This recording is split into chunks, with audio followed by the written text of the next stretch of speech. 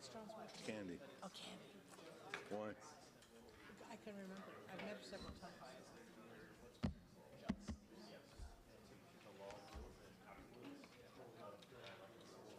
Well, it's time.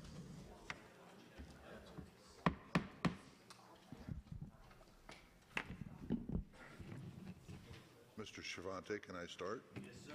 Thank you. We're just getting philosophical. That's your problem. Yeah. No.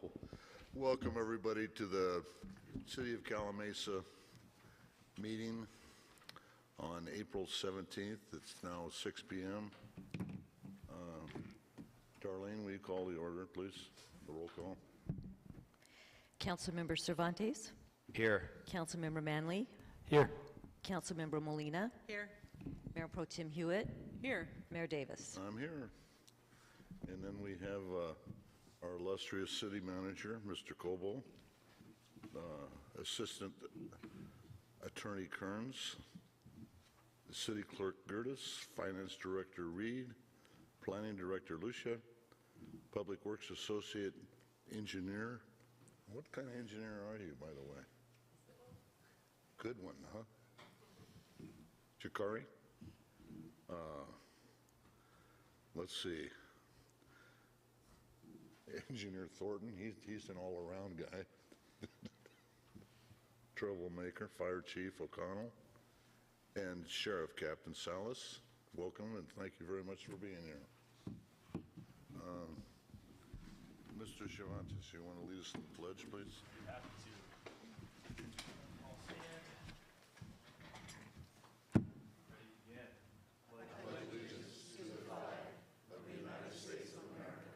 And to the republic for which it stands, one nation, under God, indivisible, with liberty and justice for all.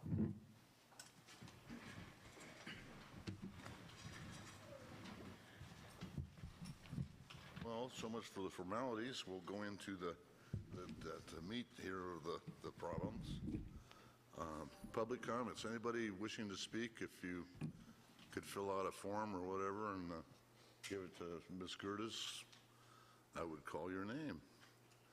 But we don't have too many tonight. The first one is Marlene Davis.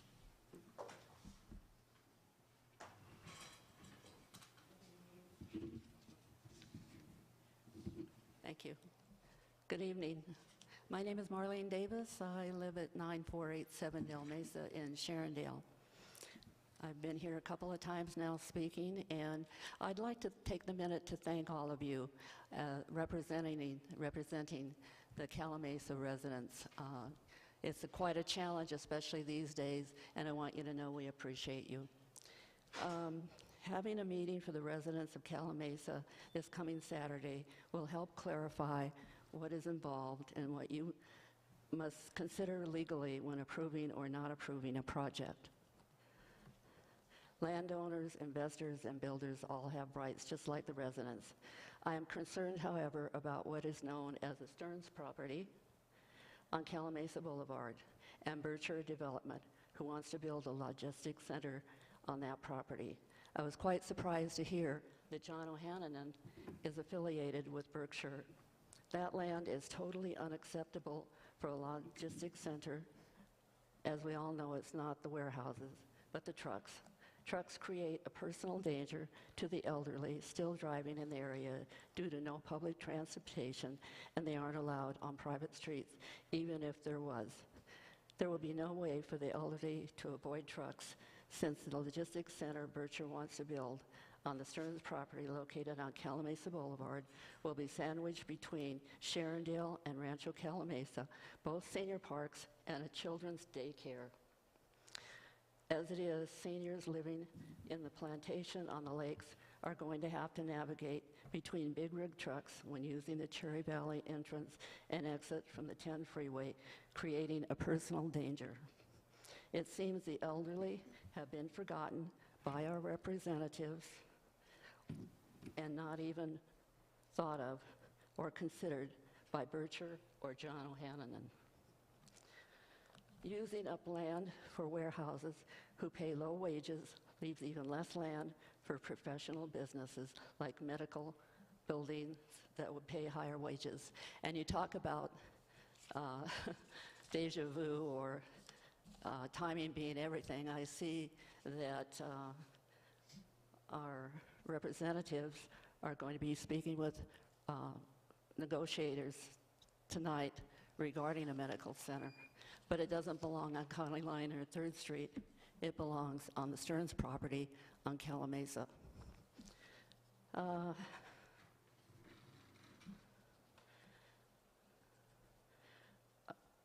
sorry, I lost my... Where has our city manager and those responsible for tracking businesses been? Warehouses suppress residential atmosphere, and all of the logistics centers currently approved and being built are right next to new housing developments.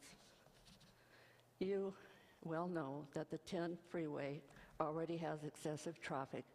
It was expanded just a few years ago, and there is no way added trucks is going to make it better. Not only do you need to consider the elderly and the children that will be affected by a logistics center on the Stearns property, but what about the underground water in that area that supplies 2 parks and part of Highland Springs development? If there is even a chance it could be contaminated with trucks leaking, it should not be built. Can you wrap it up, Marlene? I'm sorry. Can you wrap it up, Yeah. please? Okay. Anyway, we have to consider people too that are commuting from here to their work. It affects, all that congestion must affect their health and safety. And I realize that Berkshire has been around for at least 80 years. And so that means they're experienced, well experienced, wealthy, and powerful. So for someone like me and the people behind me to try to stop a logistics center on the Stearns property on Calimesa is like David and Goliath. But we need to try, and we will. Thank Okay, you. thank you very much, Marlene. Thanks.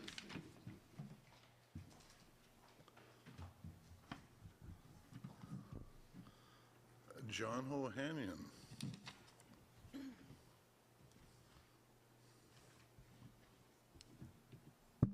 You want to lower the mic? There you go. Thank you, Mayor Davis. Mayor and Council, my name's John Ohanian, 37105 Wildwood View Drive in Yucaipa. First, before I start my comments, I'll make a comment to Mrs. Davis. I do not have an interest in the Berkshire project on the Stearns property. I am selling property to the Berkshires on the south side of the freeway, but I do not have any financial interest in the project that she's referencing. I wanted to talk about a couple things tonight, just to make a couple things clear. There's been a big-time program going on recently. Social media, I've heard comments from this dais as well, or from this lectern as well, that are just not right, and I wanted to try to at least address 2 things that I've heard that I would like to make sure that we get clarity on. Number one, that somehow the development team or the development partners in this city are destroying the Calimesa vision. I'd like to remind everybody that the Calimesa vision was established by our company. We've been in this project since 1986, before Calimesa became a city. And when Calimesa incorporated, sometime within the time of after its incorporation, we worked with the city to establish the Calimesa vision. We took 1,600 acres of our land that was entitled for development and made it open space. The Cienega Preserve, the Gardner Wash, the Santa Mateo open space is all land that we owned and had rights to develop it, but instead, in cooperation with the city to create the wildlife corridors and the open space that the city wanted, we created open space zoning on all of that property. We're not here to try to destroy the community. We've been working with this community since before it became a city to try to do something that's positive for all the citizens. Secondly, I heard comments come from this lectern, and I've seen it on social media, that are just ad hominem attacks against Mayor Davis and against the council. I want to talk about that. First off, Mayor Davis does not have any financial dealings with Oak Valley Partners, never has, doesn't want to have dealings with us. If anybody had taken a moment to understand what Cunningham Davis is about, the company that Mr. Mayor Davis's father started, their primary client is Southern California Edison. They build substations, they build distribution systems for Edison, they maintain Edison facilities. They've never worked for us. Bill is that kind of a guy that he would not work for us. That's not part of his ethos. And I am offended by that comment being made by people who don't know anything about it. He won't even accept political contributions for his campaigns. I've tried in the past to try to make a contribution to his campaign. He won't accept it because he doesn't want to show an evidence of bias in anything that comes before this council. Yet we find people getting up here and making spurious comments, walking away and not even knowing the facts. I have given my information to anybody that wants to talk to me. I've told Planning Director Lucia she can give my cell phone number and my email address to anybody that would like to know what's going on our project, what the truth is. We may not agree, but I'm more than happy to tell the truth and make sure that you understand exactly what's going on. That's the transparency that we've been trying to achieve, and trying to have a conversation that's productive, that looks for the positive things for the city of Calimesa, not just any one group, but there's a balance of interests here that have to be addressed. Everybody has rights. As Ms. Davis said a moment ago, everybody does have. The property owners have rights. The city has obligations. The city has certain things it has to do, obligations that it has, and it must address those. And balancing those interests are difficult. And I think this council has done as good a job as any that I've run across in my life developing, and I want to make sure that I tell you I appreciate what you've done and the efforts that you put in, and I think that if we could have constructive conversations with the citizenry here, where we get away from the personal attacks and start looking at substantive issues, we might be able to come up with things that are beneficial on the whole. So I thank you for the opportunity to share that tonight. It bugs me that people would make comments about Mayor Davis. He's a good man, and he's a friend, and he's as generous as anybody you'll find in this community. If there's a charitable event that's going to happen in this town, there's a chance it's at his ranch. The Yucaipa BMX track, he took his equipment over there. He personally drove the bulldozers to make that track for the kids over there to ride their bikes. That's the kind of person we're talking about, and yet we find people making these personal attacks. I think it needs to stop, and it needs to become constructive. Thank you. Thank you very much, John.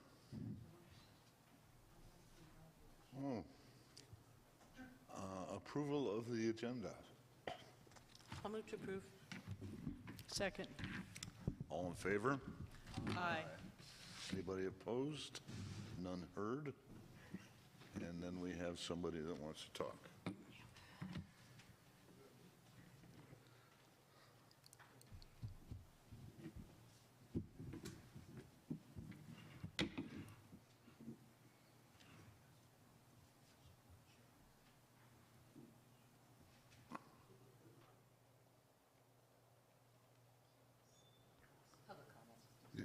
Is it public comment? I was just reading that and I didn't understand it. Okay, we will change the platform a little bit. Ron Roy?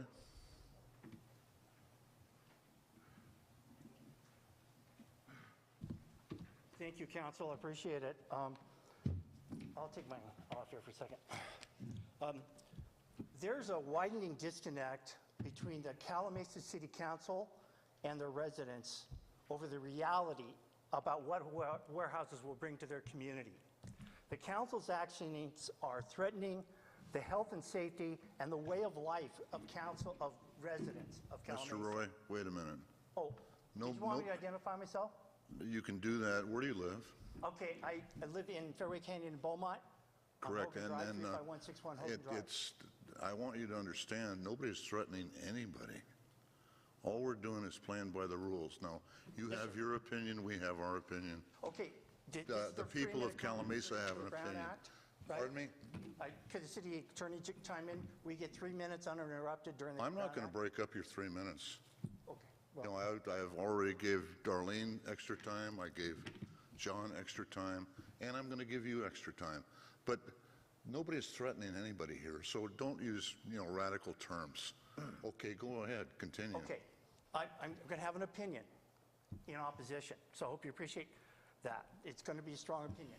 So in my opinion, okay, I'm not speaking on behalf of the community, the city council has made arguably the greatest political mistake in its history when during 2020 through 2022, it approved a project called Oak Valley Town Center, which includes 2.25 million square feet of high-cube warehouses ranging from 446,000 square feet to 705,000 square feet over 125 acres, all of which exceeded the city's 2015 voter-approved warehouse cap of 250,000 square feet.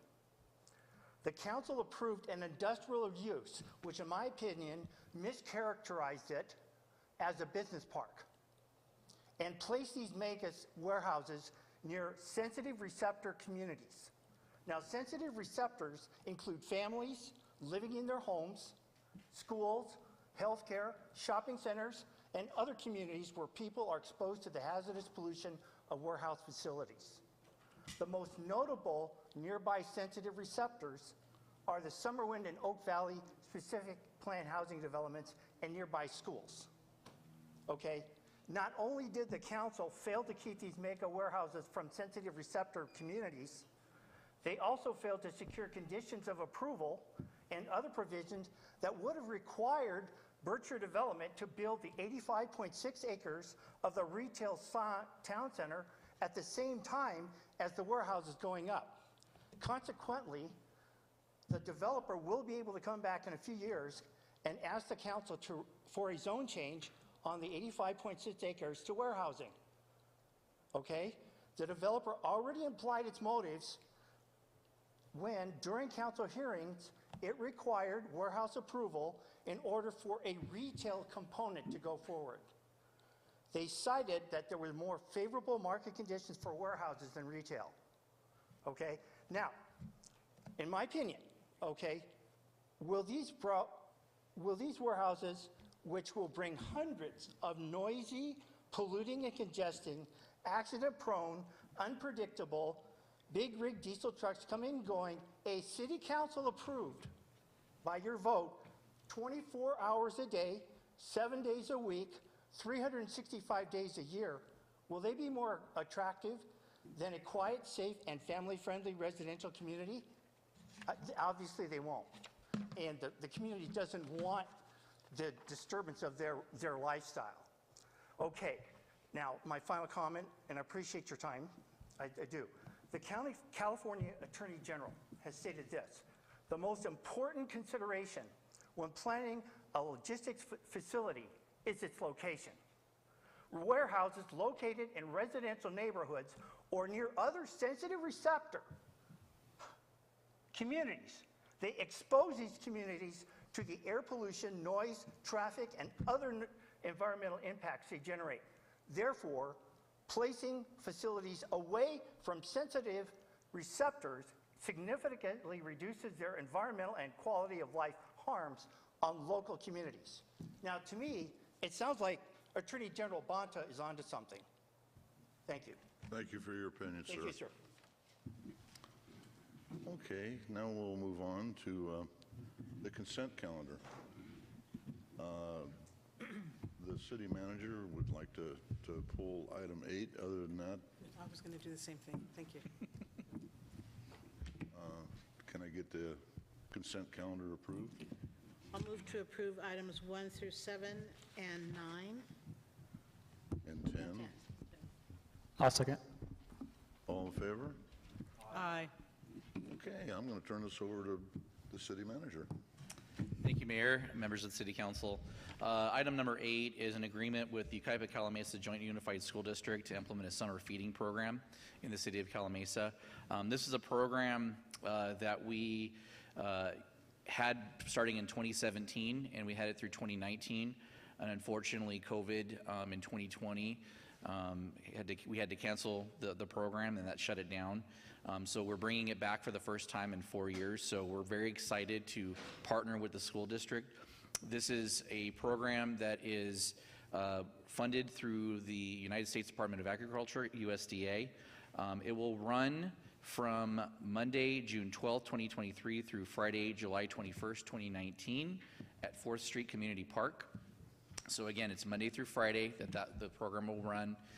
It's open to all children in the school district 18 and under, and also those over 18 with special needs.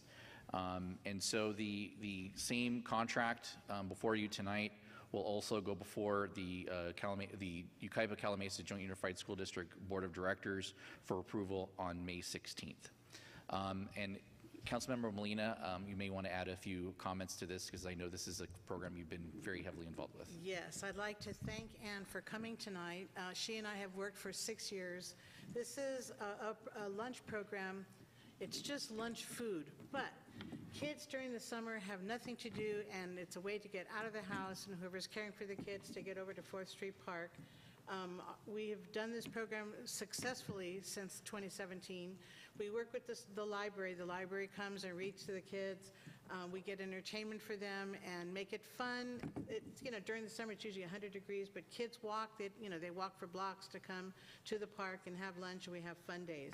So I'm very happy we're going to be doing this program again.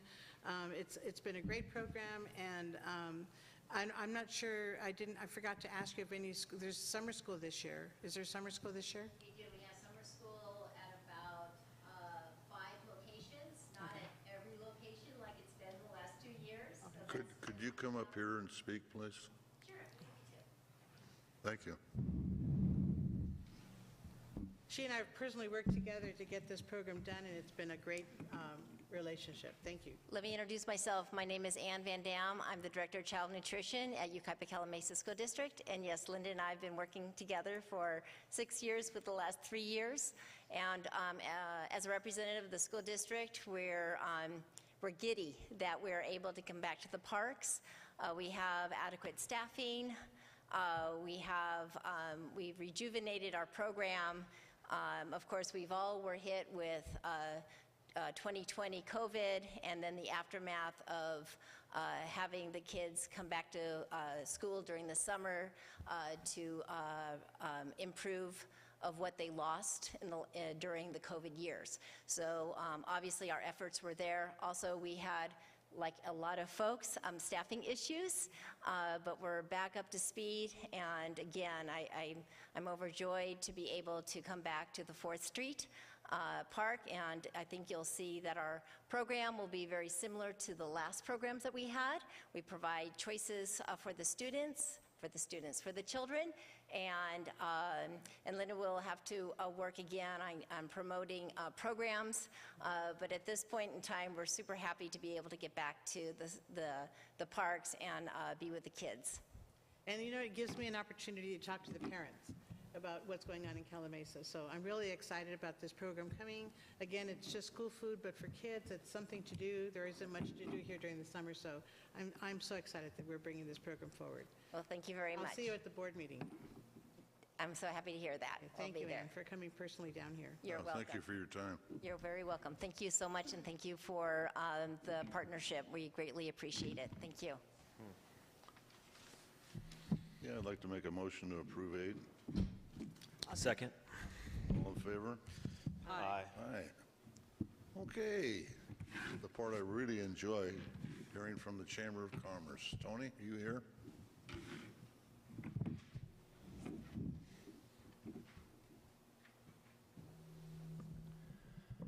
Thank you, Mary Davis. I'm glad I bring entertainment to you. You do. I just wanted to review what's happened in the last month with our chamber.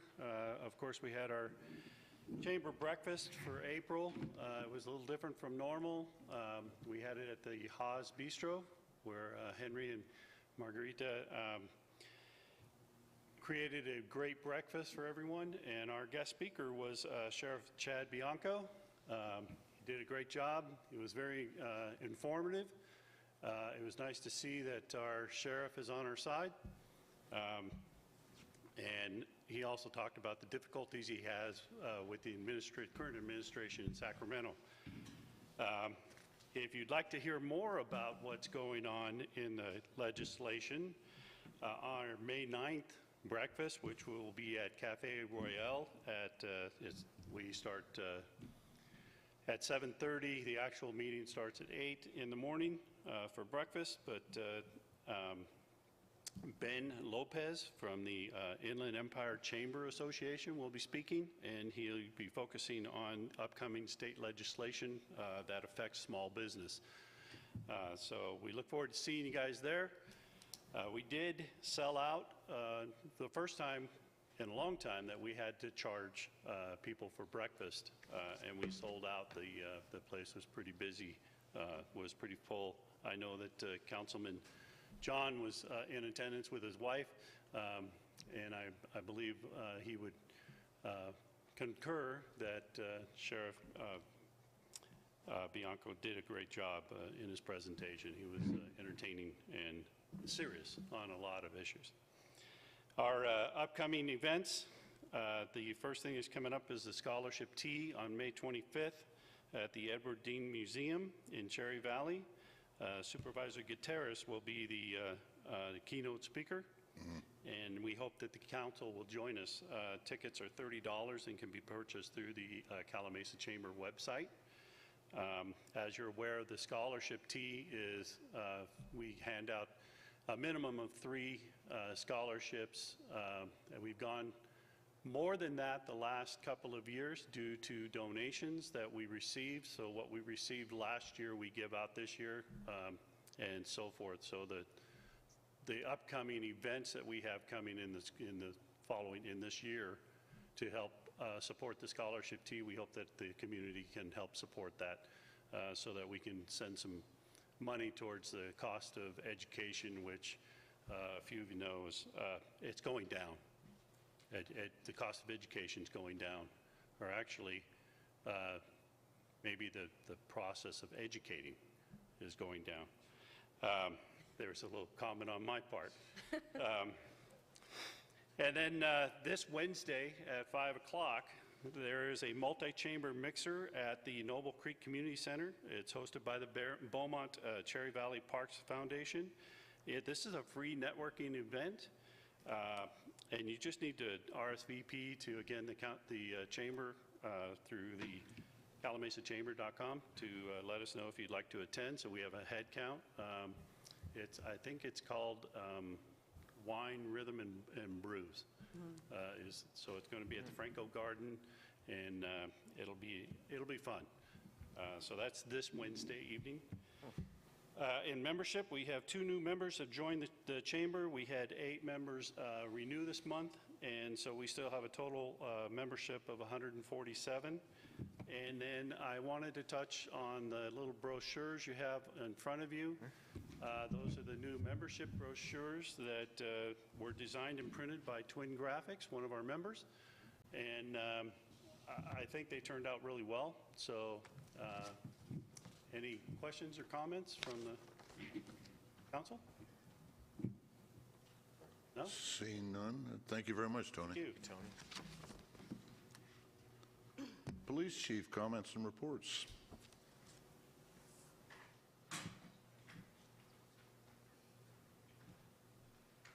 Thank you, Mr. Mayor, Council.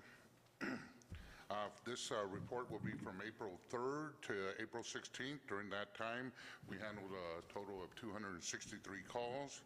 34 of those were traffic-related. We did have 8 misdemeanor theft calls. We had 6 felony fraud calls. We had 6 domestic violence calls. We did have 3 unattended deaths, 3 burglaries, 2 batteries, and 2 stolen vehicles. And we recovered 1 of those stolen vehicles. And we, subject to your questions, that's all I have. Slow month. Questions? No questions, no. Thank you very much, Chief. Fire Chief, comments.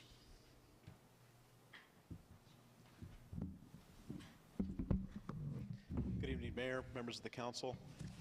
Year to date, your fire department's responded to 495 total calls for service, 347 medical aids, 7 fires year to date, and we've responded mutual aid to Yucaipa 27 times, and we've received mutual aid responses into the city 3 times, and of the 27 we responded, we were canceled 12. We've had 99 miscellaneous calls for service or public assist. I'll just express tonight that our weed abatement campaign continues. I'd like to remind the public and folks that we come out once, we may have to come out twice, 3 times this year. and we also respond to complaint-driven inquiries as they come to us. And we're also, your fire department will be conducting its annual wildland fire update training over the next several days. Folks will see us out in the community practicing and getting ready for the upcoming fire season. And pending your questions or comments, that's the end of my report. Anybody? I thank you, sir. Thank you. Mayor and council members reporting on county and regional meetings. John? I was not required to attend any meetings, so that will conclude my report. Thank you. Linda? Yes, I had I attended 2 meetings. Attended on April 5th, the RTA Budget and Finance meeting where they approved 30 bus stop shelter replacements and associated amenities for 8 bus stops. And I'm really excited with, our city is in the RTA service area.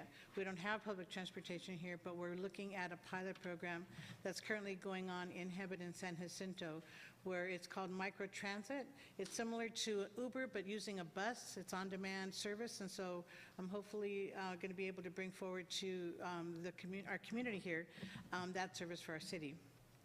Also on the 6th of April, attended SCAG Transportation Policy Committee meeting in Los Angeles. I was recently appointed to this committee.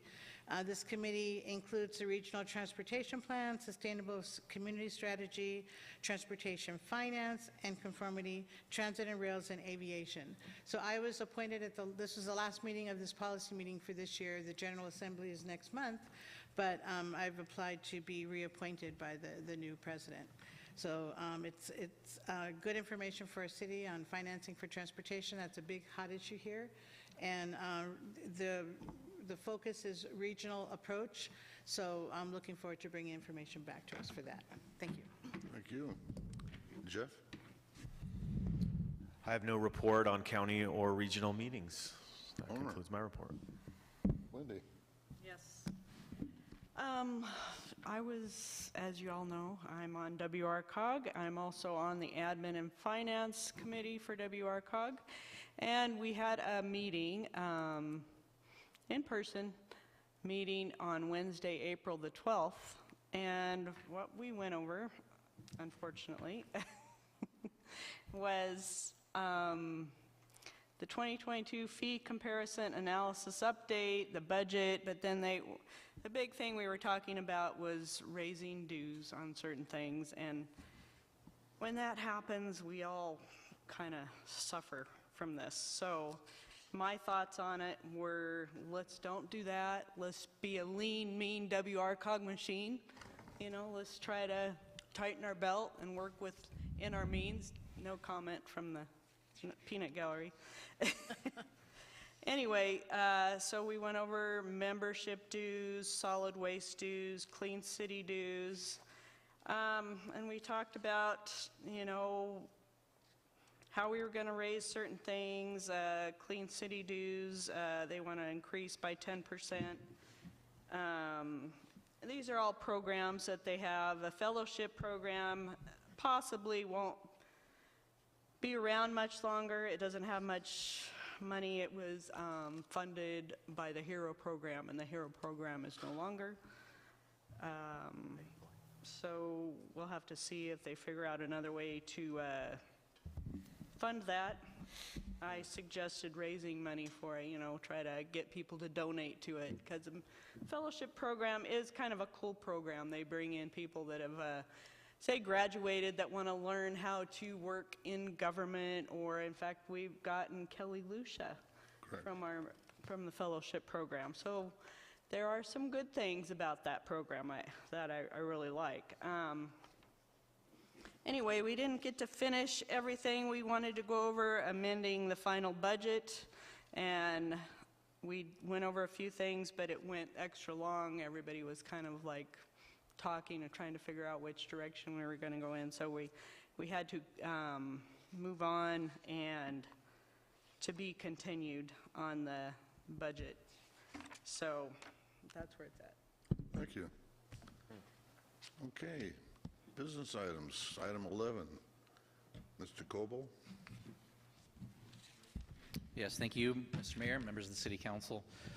This item is to consider a letter of opposition to Senate Bill 423.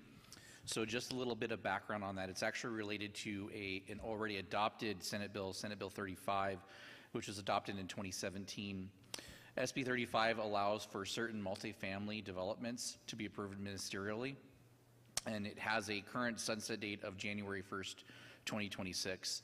The author of SB 35, Scott Wiener, has introduced SB 423 in the current legislative session. SB 423 would greatly expand on SB 35 and would eliminate the sunset date of January 1st, 2026, making the bill permanent. Relevant provisions that apply or potentially could apply to the city of Calimesa in 423. It applies SB 35 provisions to cities that have not been found in substantial compliance with housing element law by the California Department of Housing and Community Development. This is not an issue for us at this time, but this is something that will be discussed further at our workshop on Saturday, not this particular bill, but one of the potential consequences for not having a compliant housing element. So you have to, in order to have a approved general plan, you have to be in compliance with all of the different regulations in state law, and that is one of them that you have to have. So that would make SB 35 applicable to our city. It also allows the state to approve housing developments on property that they own or lease without being required to follow local zoning and development standards. There are two other provisions that are pointed on the staff report that do not apply to the city of Calimesa. It applies the provisions to the coastal zone. Obviously, it doesn't apply to us. And it also prohibits a city from enforcing its inclusionary housing ordinance if the income levels are higher than those in SB 35. Currently, our income level in our inclusionary housing ordinance is in sync with SB 35, which is low income is defined as 80% of area median income. Similar to SB 9, this is another area where the state of California is taking housing items that have been discretionary in the past and making them ministerial, meaning that we can only enforce objective planning standards. This one will go further and set a precedent that the state can process ministerial approvals on state-owned and leased land, bypassing even our objective planning standards. Cal Cities has already sent a letter of opposition and has requested cities do the same prior to the Senate Committee on Housing and Government, Senate Committee on Governance and Finance. There's a hearing on this bill on Wednesday, April 26th. Because of the further erosion of local control that this bill would impose, staff recommends that the City Council approve the letter of opposition and authorize the mayor to sign the letter on behalf of the City Council. That concludes my presentation. Any questions? You get a motion? I move to approve. It's bad. I'll second. All in favor? Aye. Okay. Item 12, Calimesa Library. I assume Darlene's handling this.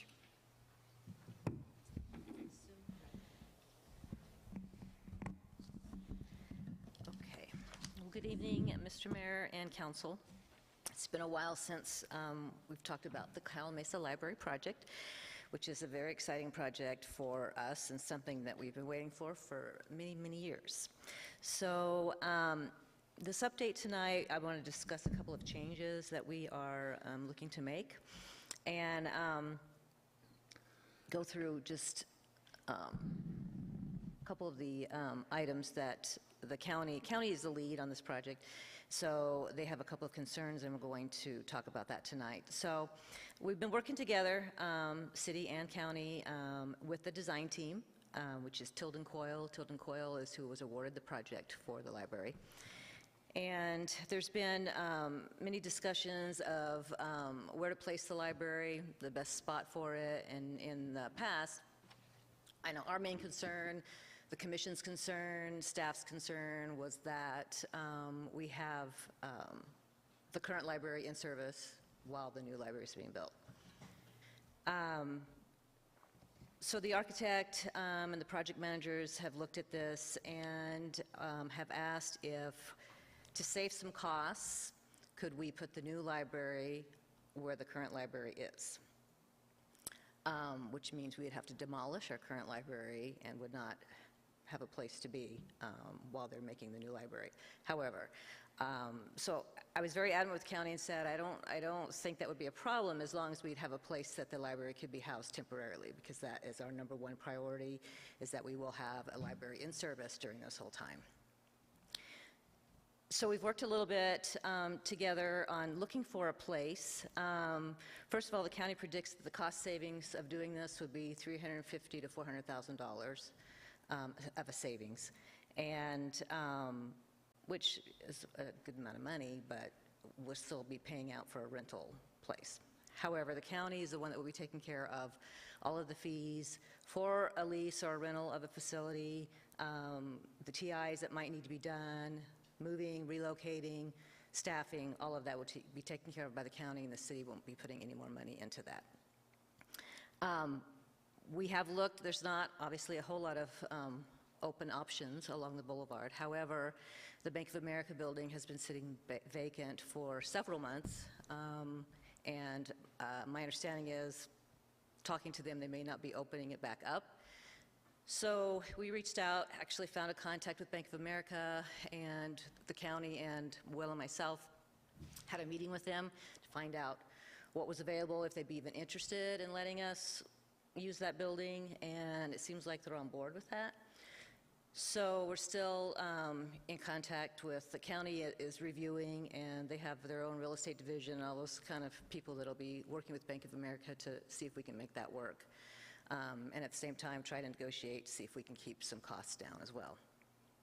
So in the meantime, then that would give us a nice place. We would probably, at this point, only need the temporary facility for approximately 10 to 12 months for the library to be open. Obviously, it'll take a little time to get it set up and ready to go.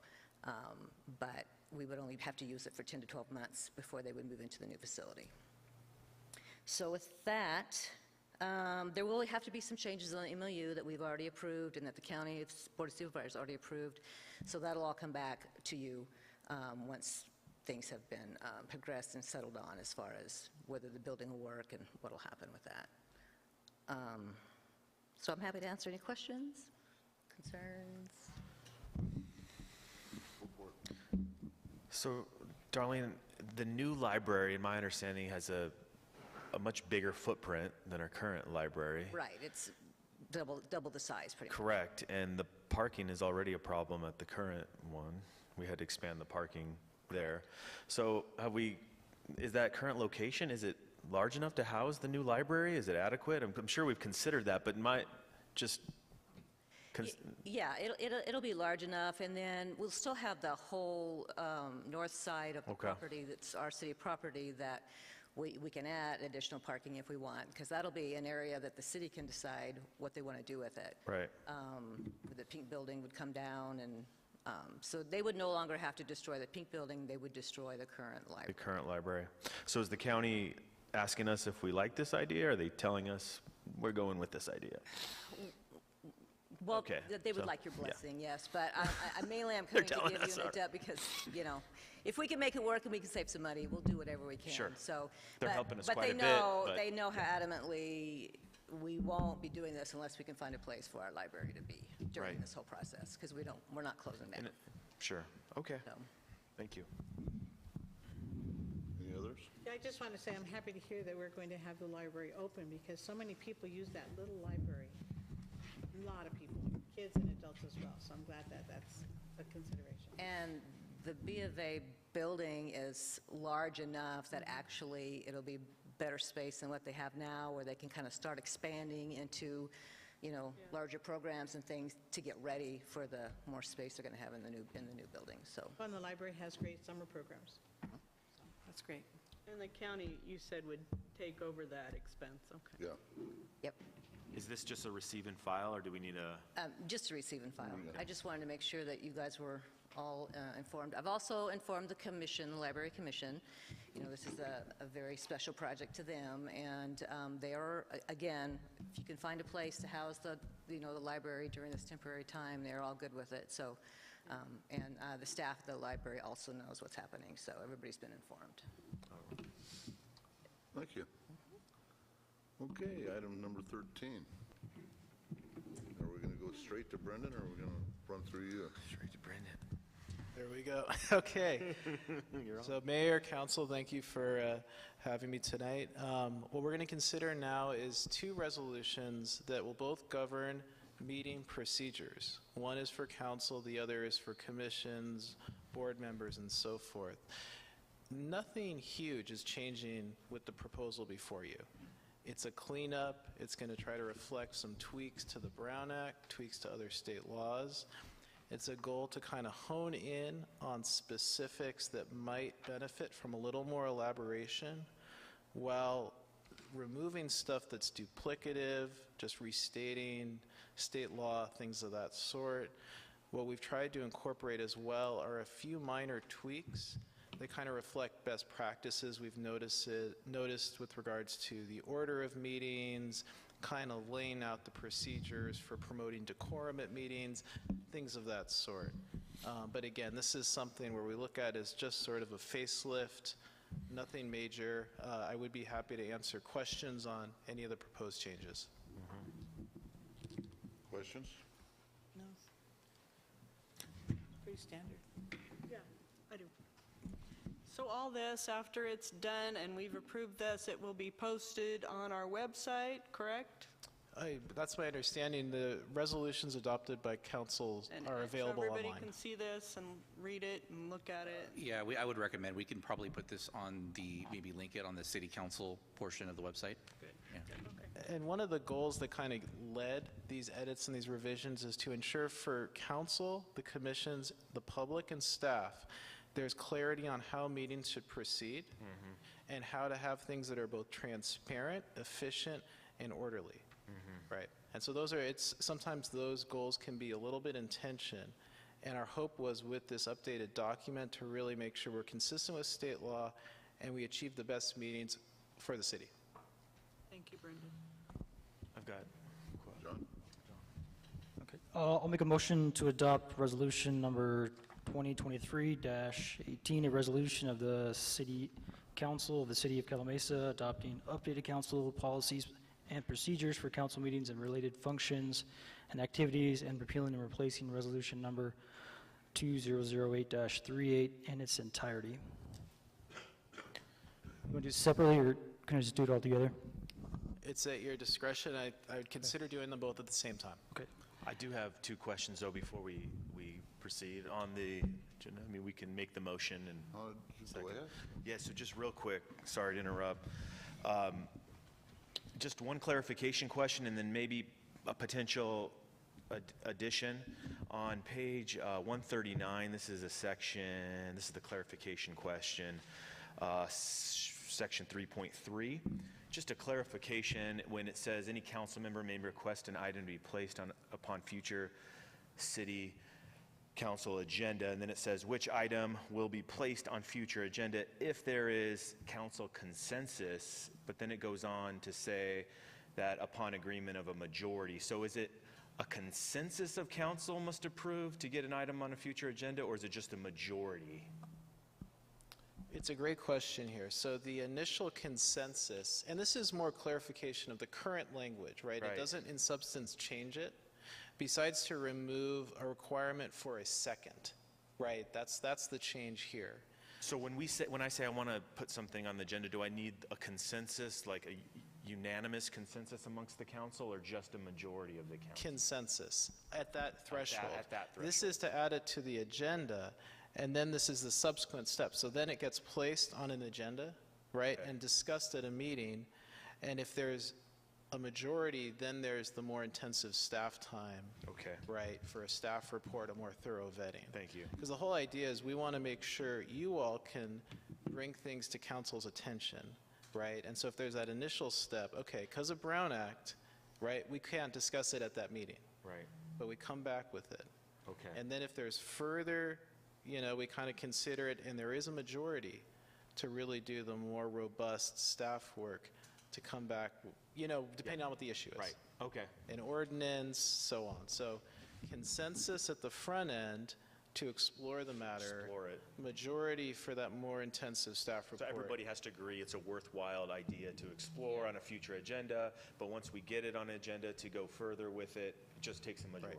Yeah, the majority would then direct staff to then put the staff work into it to bring a report to the Okay, council. that's It's helpful. not any different really than what we've been No, doing. it's not. I just, the language was a little All you unclear to me. educated people, it's like the English teacher over there on the end. One more substantive question, though, or perhaps suggestion. And I don't know if this was if this is within our right to add something like this here, if it's appropriate. So Well, please I can let just me know. touch on that, because this is before you. Okay. And the motion can always include with X changes, right? Okay. So that's an important part of this discussion. This is just what's proposed to council. Wonderful. So in,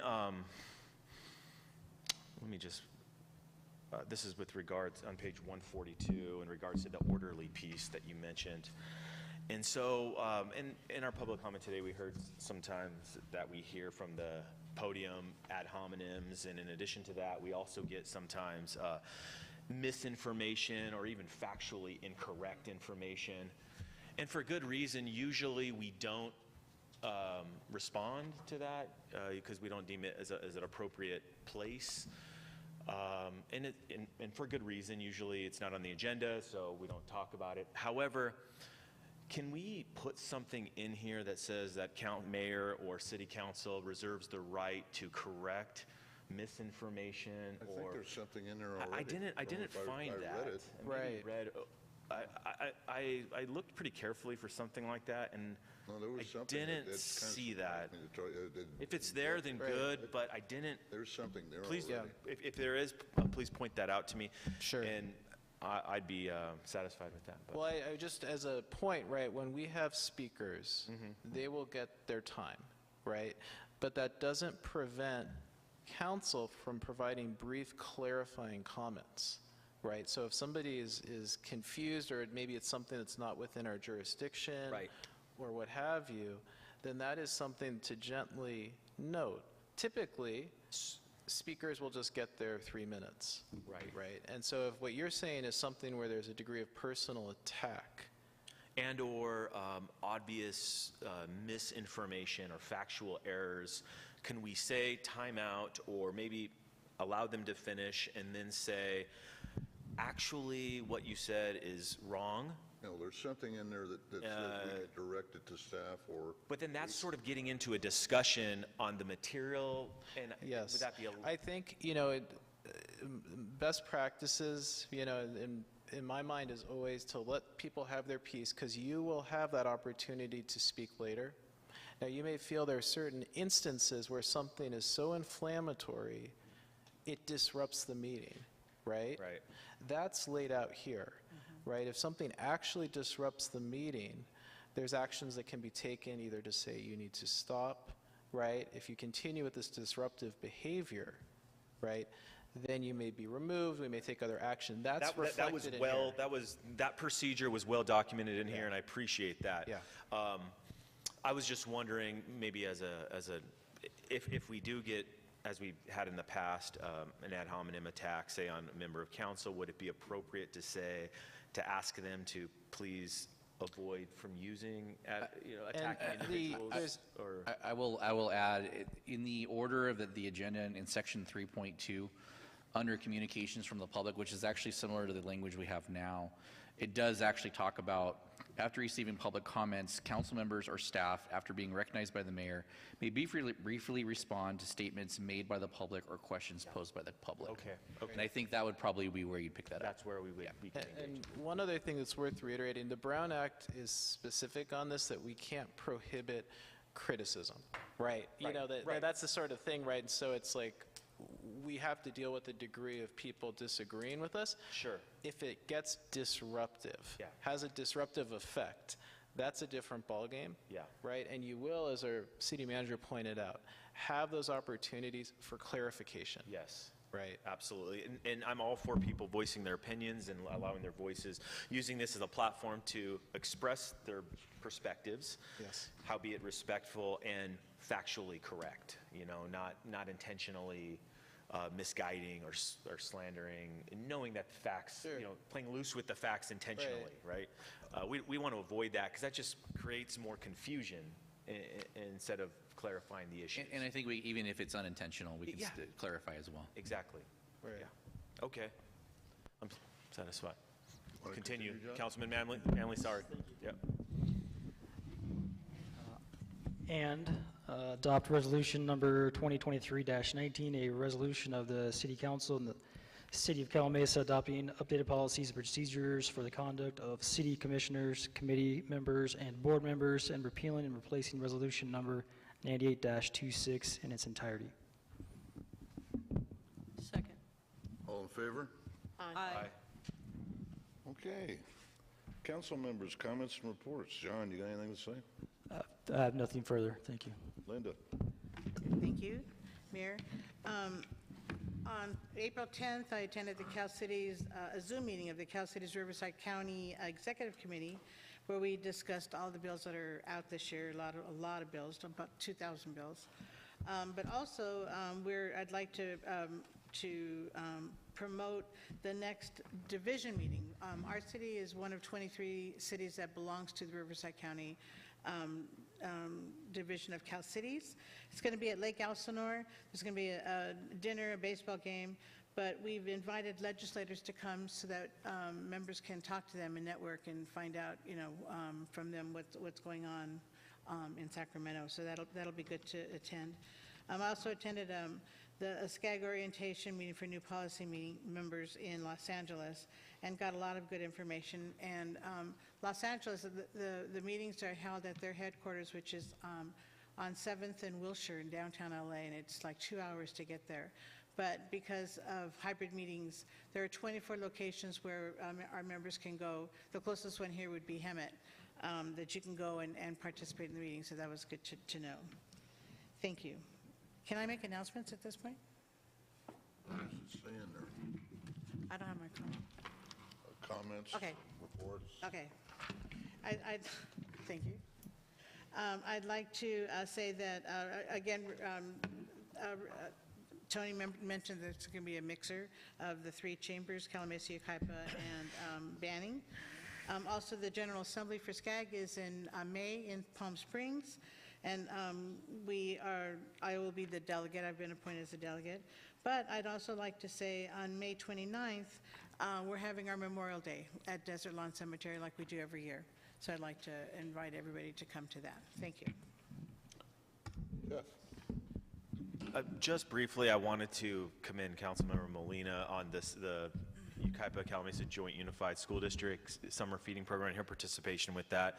I think it's so important. One thing that's overlooked sometimes is that some students, I know it's just a school lunch as was mentioned, but in addition to giving them something to do in the summer, some of these kids, their school lunch is the best meal that they get of the day. And when school isn't in session, as in the summer, sometimes they don't get a good meal. And so this provides them with an opportunity to get a decent meal in the summer, and it's something to really celebrate and congratulate. So it's a great program. That's it. Thank you. Wendy? Yeah, last week we all of us had ethics training. I wanted to thank Brendan and Kevin for putting that on for us and guiding us through it and explaining everything. That really helps to clear everything up. Don't forget tomorrow's tax day. Oh, gosh. No, it's extension day. Didn't we get till October or something extended? That's an you have to file. And be careful out there. Everybody's coming back from Coachella. It's kind of a pain in the butt, but it is what it is. So. Let's see, my comments, I want to, one of the problems when you have more houses being built, more people moving in and everything else, you have incidents. And I want to thank the little rascals that came in and did about 6,000 damage to one of my tractors here the other night, breaking windows out. And, it's just, this is something that comes with people, and you have to accept it. I've reported it to the officers and everything else, and they've taken very good care of that. But, you know, it's just remember, people learn to respect people's property. And it's what makes kids sit there and throw rocks at windows and break instruments out of equipment and things like that. It costs a lot of money to us poor contractors.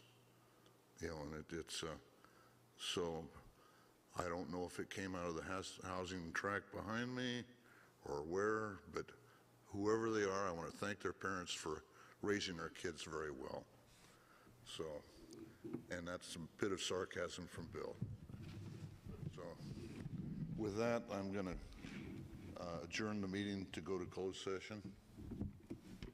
You want to say something, really? Yeah, sorry. Real quick. I do, you know, speaking of clarification on public comment, I did want to address one item with Mrs. Davis in regards to, it's closed session, so I can't really talk about too much other than that it's in item A, they mentioned the Monte Vista Medical Center. That's just the owner of the property. This isn't a medical use. This is not what this item's about, so I just wanted to clarify that for you. On April 22nd, this Saturday, we have a pretty busy day here in the city. CR&R and the city of Calimesa are hosting a community cleanup and Earth Day event from 8 to noon at Mesa View Middle School, 800 Mustang Way in Calimesa. CR&R will offer a bulky item and e-waste drop-off location and 2 bags of free compost for Calimesa residents. City staff has been working very, very hard on this event, and I really appreciate it. So I want you to come out and see all the hard work that they've done to put this together. There's a lot of fun activities for the families, so bring your kids. It should be a great event. Then following that, in the afternoon, starting at 1 p.m., we have our Planning and Land Use Workshop. It'll take place right here in this room at the Norton Young Love Senior Center, 908 Park Avenue in Calimesa. The workshop will start at 1 p.m. And if you can't make it here in person, we will also be streaming it on our normal platforms that you're watching here tonight. The city has posted the notice availability of a draft environmental impact report, or draft EIR, for the residential infill priority area overlay zone. The project documents are available on our website. Just go to cityofcalimesa.net, scroll down under news and events, and you will see a link to the notice of availability. You can also call our planning department at 909-795-9801 for more information. The comment period for the draft EIR will be open until May 15th, 2023. After that, responses will be prepared to the comments as part of the final EIR, and that will probably take about a month 45 days to do. And then public hearings will be scheduled first with the Planning Commission and then the City Council. And finally, it is the first day of the NHL playoffs, and I just want to say, go Kings, go. Thank you. All right. But go Kings. Okay, now we can shut her down, and I want to thank you all for attending tonight and your comments, and we'll see you in a while. You can stick around and watch us close it. Go ahead. All right. Mayor, Council, the Council will now meet in closed session to discuss 4 separate items. First, conference with real property negotiators, meeting pursuant to Government Code, Section 54956.8, concerning the APNs listed here in the agenda on the south side of County Line Road, west of 3rd Street. The city's negotiator is the city manager. The negotiating partners are Billy Simmons and Monte Vista Medical Center. What's under negotiation is price and terms for acquisition of property by the city. The council will also consider further real property negotiations pursuant to the same government code section. The second property is 301 West County Line Road in Calimesa. Negotiator is our city manager. Negotiating partner is 7-Eleven Incorporated. Again, this is negotiating the price and terms for acquisition of property by the city. Third, it's a conference with legal counsel concerning anticipated litigation where there is significant exposure to litigation pursuant to paragraph 2 of subdivision D of Government Code section 54956.9, is to consider one case. And lastly, we have a public employee performance evaluation pursuant to Government Code section 54957 to evaluate the performance of the city manager. Thank you. Now we will go ahead and adjourn to the